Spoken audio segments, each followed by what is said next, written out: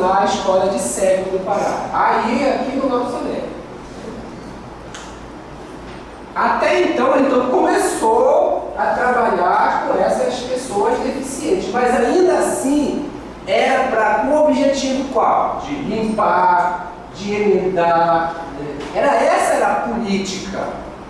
Até então, funda-se essas escolas em função disso.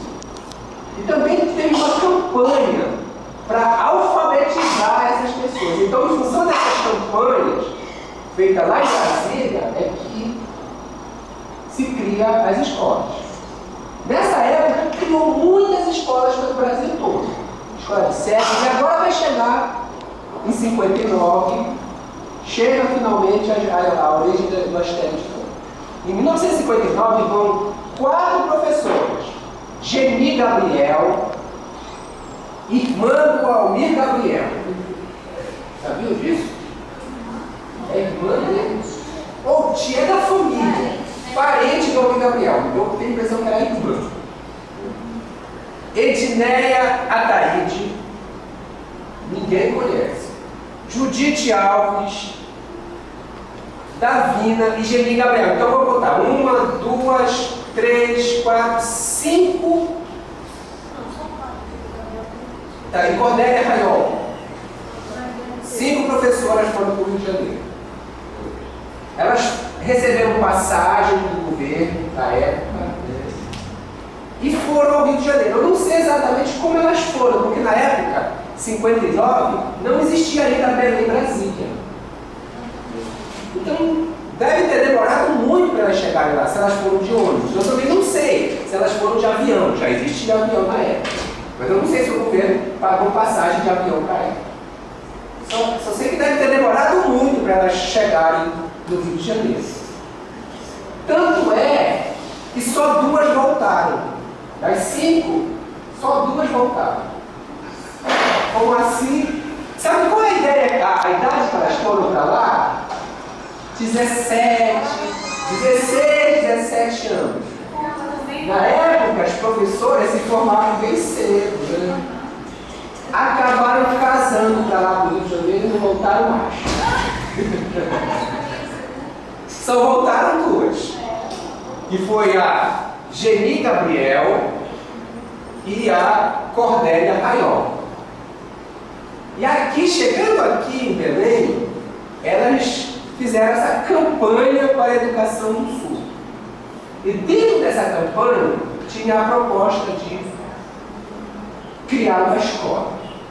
E foi o que elas fizeram. Em 1960, elas criaram a Escola de Surdos Mudos Astério de Campos. Era esse o nome que teve. O primeiro nome da escola foi Escola de Surdos Mudos Astério de Campos. Foi o primeiro nome para essa escola.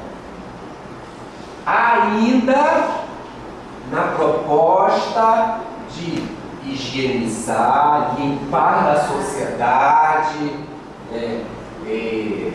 emendar a pessoa. Tanto é que o nome da política é emendativa. Era esse o nome da política implementada nessa época. Política do governo. Tá? Tá aí o decreto de fundação. Esse aí lá no Diário Oficial. O governador da época era o Moura Carvalho, Luiz Giolas de Moura Carvalho. Aí deixa eu mostrar aqui para ele. Fica criada a Escola de Educação de Surdos Mudos, primeiro nome dela, Escola de Educação de Surdos Mudos, denominada Professor Astério de Campos. Quem era Astério de Campos? Vocês já ouviram falar dele? É uma escola, o nome da escola. Mas por quê? Ele veio a Belém? Nunca veio a Belém. Ele conhece Belém? Não. Ele foi professor da Cordélia e da Geni Gabriel. Ele foi professor delas. E ele criou o hino do surdo, o hino nacional do surdo. Esse é essa. Ele é autor do hino. É um hino horrível, tá?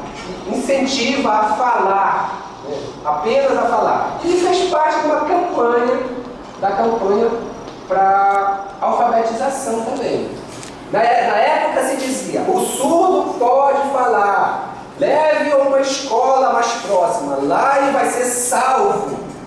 Eles diziam assim, ele vai melhorar, ele vai se salvar, ele vai falar.